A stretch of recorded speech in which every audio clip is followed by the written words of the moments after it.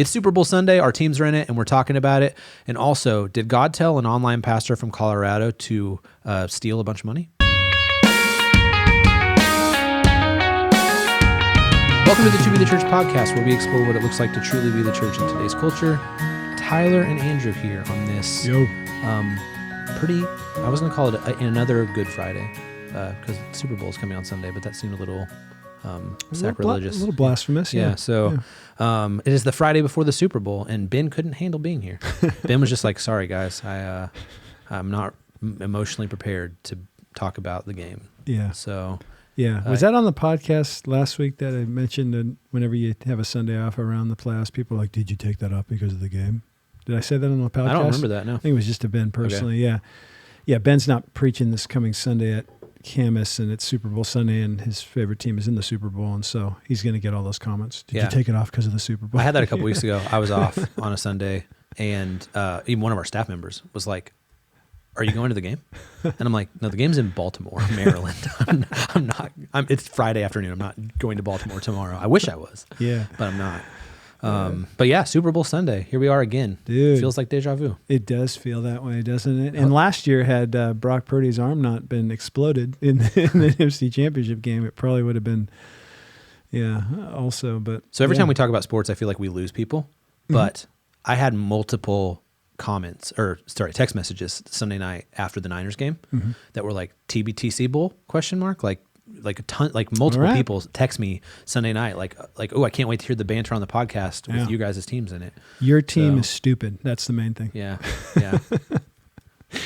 They may be stupid, but they're also good. I have gotten a lot of people that have asked me like, oh man, so I bet the trash talk between you and Tyler's pretty bad, huh? And I'm like, not really. I think back in 2014 and 15, our baseball trash talk was at peak levels. Yeah, it was pretty high. Yeah, Kansas City and Oakland. Yeah. Yeah. Now we're both just used to winning. So, yeah.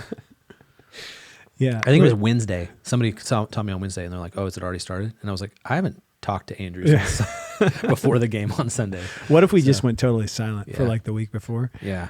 No, I feel like at our age, we used to, when we were younger and our teams would play, it used to be different a little bit. I don't know. I feel like the nature of our relationship is like such that it's like, I don't know. I think Ben's a little more saucy with it, isn't he? Yeah, he's kind of spicy. So here's the thing: is that I don't know if you noticed in our text thread, Ben and I, but I've only been sending positive things about the 49ers. Oh yeah. That's a good strategy. Yeah. It's the strategy the Chiefs are taking. Yeah. And the 49ers are not. They're being really. You don't think the Niners are taking that strategy? No. What are they saying? Like Bosa, it was like, what do you think about the Chiefs tackles? Oh, they hold a lot. They hold a lot. Well, they objectively do. And then didn't they lead the league in holding penalties? They're Jawan Taylor. Yeah. So that's just a stat, right? Yeah. Cody? And then what did the owner say? Like, what do you remember about that Super Bowl? Jed York. Yeah. What did he say? He said something. It was dork, real whiny. Really? Yeah. And then there's the whole and so it's like, but yeah. So I've like I think I sent something of like Travis Kelce talking really highly of Kittle, and then somebody else talking really highly of Brock Purdy. I've been sending you Taylor Swift stuff. I think. Yes, you have, which I appreciate. I'm cool with that.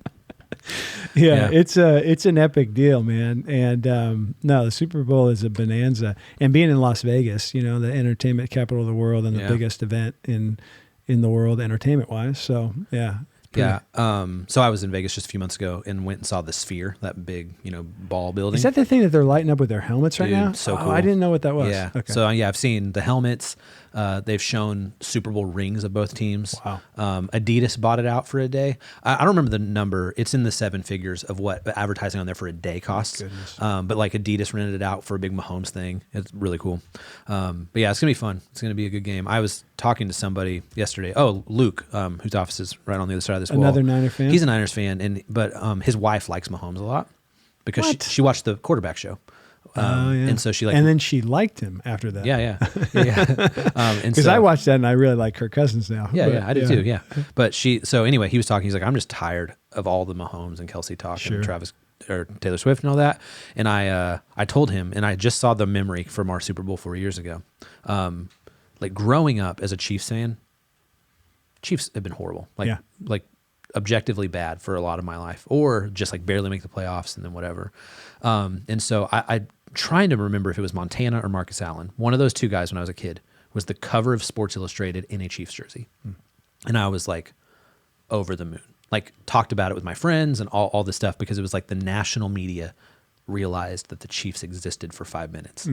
And so now here we are 4 or 5 years into like a really epic run, right?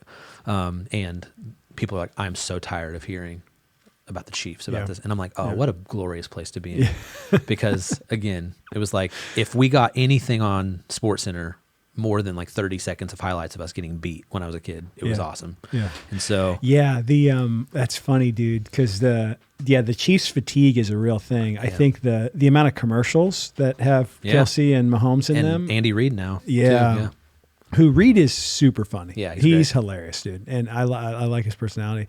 I heard a thing last night that he was in, because on the Niners side of things, they're talking through like, okay, what is obviously a win, but like they're mainly, a lot of their beat reporters and stuff are talking about on their podcast, like what would a loss be? Like what would that be to Purdy? Like who has more on the line, Mahomes with his legacy or Purdy with his? Like what, the different trajectories, and they were obviously saying Purdy does, because it's like he's only been the starter a short period of time, and it's like if you win it, you're pretty solidified. If you lose, it's like, is this Jimmy G 2.0, which obviously he's way better than Jimmy G was, but kind of that same thing, would this happen again? And then they were talking about Shanahan, and they're like, is he headed to be like Andy Reid? And they were arguing back and forth about how long it took Reid to win a Super Bowl, because he kept going deep.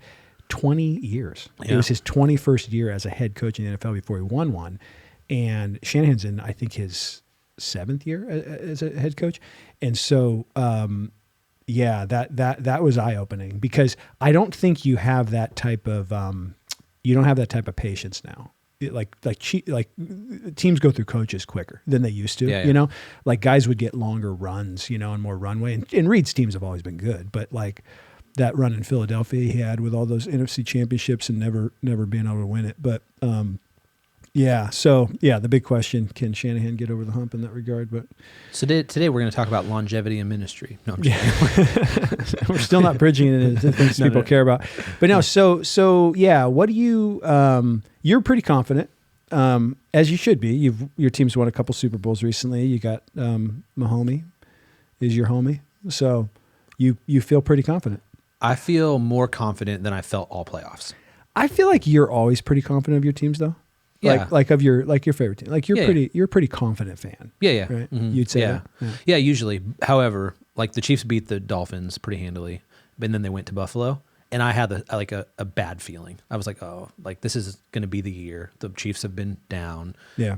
The Bills are like skyrocketing at the right time. Yeah. And it's like, I don't feel good about this. And then they won, thankfully. And then there was all the talk of like nobody can beat the Ravens on the AFC side, like not a chance. And then they did, and the score was closer than the game was, but the Chiefs won it like semi-handily. Mm-hmm. And then, but yeah, now that we're here, and I think like the thing that gives me confidence is the way the Chiefs have played the last 3 weeks. Sure. In the playoffs, and it's like they're hot at the right time. And you don't fear the Niners?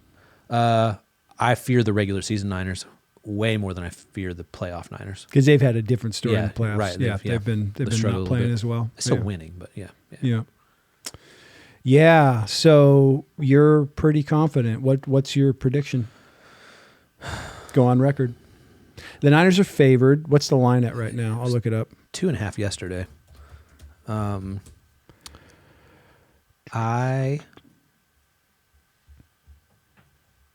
Yeah, 2-point favorite. Okay. Mm-hmm. I think it's going to be an 11-point game again, like last Super Bowl was with you guys. Okay. But I don't think the Niners are going to score 17. So I think it's going to be 16-27. 27-16. Yep. You're saying the Chiefs are going to be victorious. I am. Right. If the Niners score, here's just my prediction. If the Niners score 24 or more, it is because Christian McCaffrey has like 2 40-plus yard runs. Okay. Maybe not even touchdowns, just 40-yard runs. Yeah. Okay. So who do you fear most on the Niners? McCaffrey? Yeah. Okay. Debo a close second. Ooh, yeah, man. Yeah. Debo has a Debo game. All right. Yeah. I'll there's your heart and there's your head, like what you want to see happen. So I think the Niners are going to do it this year. I think this is the year. I think that the Chiefs, I think you're going to look back. Mahomes will probably get 3 or 4 Super Bowls in a 15-year career, in a 15-year run. And but like Tom Brady, Brady got 6 and went to 8. No, he ended up with 7 because of that. Because of the Tampa Bay one. Yeah. And he went Against to the 9. Chiefs. He went to 9. Okay, I'm not sure. So he lost 2. He lost 2 to Okay. Eli Manning. Oh, that's right. I don't know if they lost another one with him, but yeah. So he went to a lot.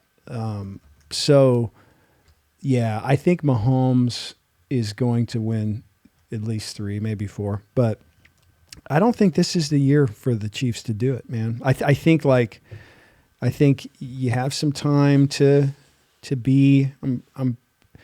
I'm just trying to be objective here, okay? To be the church listener, you have some time to be, for everything to settle. You look at the span of the last 20 weeks, regular season, playoffs. You look at the 2 different teams. Chiefs are pretty healthy, right? Health-wise. Yeah. A couple of the older guys are beat up, but that always happens. But so both teams are relatively healthy. Although, dude, the Charles Omenihu loss is a big one. That's a big one. And then Joe Tooney on the offensive line might now play. Yes. The interior, right? He's a guard. Yeah. So I've heard about both of those. So I really do think that it would make a ton of sense to me if the Niners won this. And I'd love it if they did to them what they did in a lot of their bigger games this year. When they played the Dallas Cowboys or the Eagles, or they went on the road after their bye to the Jaguars when the Jaguars were really hot, and they just killed them, won by 30 points in those games. I'd love to see that. I'd love to see 1995 all over again, right? Okay. Cody knows what I'm talking about. Before he was born. You weren't even born in 95, were you? 1 year old. You were 1 year old. So he remembers. That's like almost 30 years ago. That was the last time the Niners won a Super Bowl. I was 14, and Steve Young led them to I believe it was 55-10 win over the Chargers. So I'm going to predict a Niners victory. They're going to put up 37. Ooh. And it'll be 37-22. 37-22. It's a 15-point game. Yeah. So they need to not take the whole first half off, like they need to play from the start of the game. So we both talked, both of the teams like to defer, right? Oh yeah. Always. So like, meaning if you're not familiar with that, when a team wins a coin toss, they can either take the ball and receive the kickoff, or they can defer to the second half, and meaning they'll kick, and then they get the ball in the second half. And both of these teams love to do that. So the team you see kicking the ball is actually going to be the team that won the coin toss. And so I'd kind of like the Niners to lose the coin toss, because I kind of want to see them start on offense. Because if they can get their rhythm there, that can be a nice way to start. So you said the game. 37 to what? 22. 37-22. I don't know how you get So- 22. So you got to get, we can think about that. But Yeah. I should have said 23. That's 37 would be lost more 10 points. more points than the Chiefs have given up in any game this year. Any game. Any game. Never gave them over 27? 27 to the Packers. That's appropriate then. Yeah. It's appropriate. All right. Well, it'll be fun. And then, we're going to record 2 today, so next week's episode, we won't be able to rub in each other's faces, but we'll do it in a couple weeks. Yes. Okay. So I did want to bring up something. I saw this recently online. And so this is a video that an online pastor in Colorado sent to his followers, I guess. Caitlin and I are being charged. Hold on. Start over. Here we go. Caitlin and I are being charged in a civil charge from the Colorado Securities and Exchange Commission for basically selling millions of dollars worth of cryptocurrency that is deemed worthless by the state. Now, the reason that they're saying that it's worthless is because there is no exit for people who have bought. We launched an exchange, the exchange technology failed, things went downhill, and from that point forward, we've just been waiting on the Lord literally for a miracle. So the charges are that Caitlin and I pocketed $1.3 million, and I just want to come out and say that those charges are true. So there's been $1.3 million that's been taken out of, I think it was a total of $3.4 million. But out of that 1.3, $500,000 went to the IRS, and a few $100,000 went to a home remodel that the Lord told us to do. So how this whole thing started is the Lord told us in 21 to walk away from our marketing company, and he said, I'm going to do a new thing. And then he took us into this cryptocurrency. It was a different cryptocurrency other than index coin at the time. Well, that cryptocurrency turned out to be a scam. And so the Lord says, give that to them, but also give them a 10x. And I'm like, well, where's this liquidity going to come from? And the Lord says, trust me. Well, as money is coming in, we would be sowing it. And at first it was hundreds of dollars and thousands of dollars, then tens of thousands of dollars. Money would come in, we tithe, we sow, more money would come in. And so we were just always under the impression that God was going to provide, that the source was never ending, that God was doing a new thing, and that we had nothing to worry about. And we sold a cryptocurrency with no clear exit. We did. We took God at his word and sold a cryptocurrency with no clear exit. And so the prosecutors have to take that and say, these people willingly sold a cryptocurrency with no clear exit. What we're praying for and what we're believing for still is that God is going to do a miracle. God is going to work a miracle in the financial sector. All right. Interesting. So discuss. So that's a pastor? It's of an online ministry. Like I don't know. Okay. Like I don't know There we who go. he is. Online ministry. Sweet. Yeah. Yeah. With I'll see an online ministry with no clear exit, or Yeah. yeah, interesting. Yeah. I don't know. Like maybe I could figure out like exactly who he's connected to, but I don't know enough about crypto, but it seems pretty basic from the video. Like, there's selling a cryptocurrency with no clear exit, meaning that it's basically worthless. It's some form of blockchain, something that doesn't have any worth in the market, and so people buy it, and it's a scam. And yeah, that's a bummer. Yeah, it's a bummer for people who got scammed by that guy, for sure. Yeah. I don't know. I just like, as I watched it, I thought this is a really extreme example of a thing that we see a lot in the church, where it's like, I thought God told me to do that. And he didn't even say I thought. He said God told me. Right. Yeah. And so let's bring this into the local church world. Let's take out the crazy $1.3 million that God told us to do a home remodel with and stuff.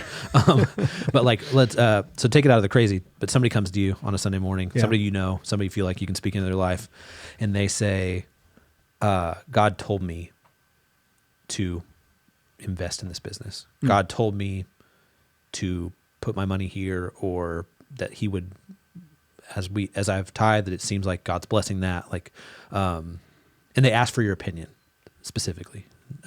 What do you say to that person? I always say, how did God tell you? That's the first thing I say. Like, when you say God told me, break that down for me. Like, and how is it that he told you? Like, were you generally people that are saying that are going to say, most of the time when I say that to people, they have not heard that before in terms of like, and I don't think that's any profound thing, but they've gotten so used to, in the environment they're in, or the people they're around, or whatever, to maybe the church they grew up in or something, to speak that way about God speaking to them, without the question of how did he do that? And that's not a saying. I'm not saying he didn't say anything to you. I'm not like I'm not contradicting or like anything. I'm just clarifying, right? Mm-hmm. And that even that step toward clarification helps people to think through, like, why am I so sure that God has said this, right? And so a lot of times it comes down to the way that they believe that they hear from God, right? And the feeling that they have, or the inner voice that they feel like they hear, or whatever else, right? And so, and those, hearing from God, we're God's people, we hear from God. If you're a Christian, by definition, you have heard Christ, right? And you have heard the gospel, and you've heard from the Lord in that sense of him calling you to himself, and you've responded to that call in faith. And so the Lord does speak to his people, and definitely, obviously, he speaks to us through his word, and he speaks to us in community and everything else. But I think we live in an age right now where the extreme example of what you showed there on that video is pretty normal in not on that level, but like for people where a lot of popular Bible teachers out there these days that just go, talk all through. I was having this conversation with God, and God was saying this, and I was saying this, and God was saying this, and I think for normal Christians, they kind of hear that, and if you're following a teacher like that, if you're in a church like that speaks that way, I think you can begin to kind of, how would I say it? Like baptize in a pool of certainty and presumption what you feel like God is saying, right? That way where you just get this sense, and then you suddenly are super certain and super sure, and then you sanitize it or holify it. Just you sanctify it, holify it. You sanctify it to the point where you're so confident that this is exactly what God's saying, and then you speak with that confidence, and then maybe people affirm you or don't affirm you. So yeah, that's the very first thing is like, how did he tell you? And so people could say, I was reading the Bible and I sensed this, or I was praying about this and I felt this, or whatever. And then you go down from there. So in the specific thing that God told someone to do, if they're saying God told me to do this, then you begin to assess that. Have you sought counsel on this? And you talk about the ways biblically that we seek doing the Lord's will. And is this something that contradicts something Scripture said? So this guy's saying God told me, and then he's confessing sins that he's not even calling sins, because he's sanctifying his sins by saying, well, God told me to do these things. So that's the worst example of that, right? Where the inner sense and this so-called voice of God in our own soul in our own mind becomes actually the opposite of what God says, which then tells you that like you're way out on the limb there. So, yeah. You may have just answered this question, but last thing on this, watching that video, any part of you that feels bad for that guy? Zero. Okay. Yeah. I feel, like I said, I feel bad for the people that he scammed, but no, I because of the obstinance, because of the continued obstinance and presumption. I mean, if you're in that situation and you're now like the feds are coming after you and like you're going to go to prison because of your embezzlement or whatever, all the crimes you committed in the financial sector, and you knew enough to commit those crimes, and you're admitting that you knew enough, and then you're sanctifying it with God told you to commit these crimes. Like, dude, you're not just a false teacher, like and reprobate. I mean, you're like, dude, no. So that's where, no, I have no, maybe I'm just not very compassionate, but I feel there's a sense of justice within me that rises up not only on the actual crime committed, but maybe even more so on the blaming it on the Lord. And that's, talk about taking the Lord's name in vain. Goodness. Yeah. The first time I watched that, I was just like, there's a part of me that was just like, oh man, like that guy, at least he's presenting that he literally believes that still. Yeah. That makes me sad. Yeah. You're more compassionate than me, Tyler. Well, or maybe I'm just like, cause I wasn't thinking through like the stuff you just brought up, but, all right, well, Super Bowl Sunday. God told me the Niners are going to win. Sorry. If they lose, that's why. Yeah, because you just said that. And I'm going to keep. All right. If you have questions, hit us up, podcast@toBeTheChurch.com, or in the comments right there on YouTube. We'll see you next Friday.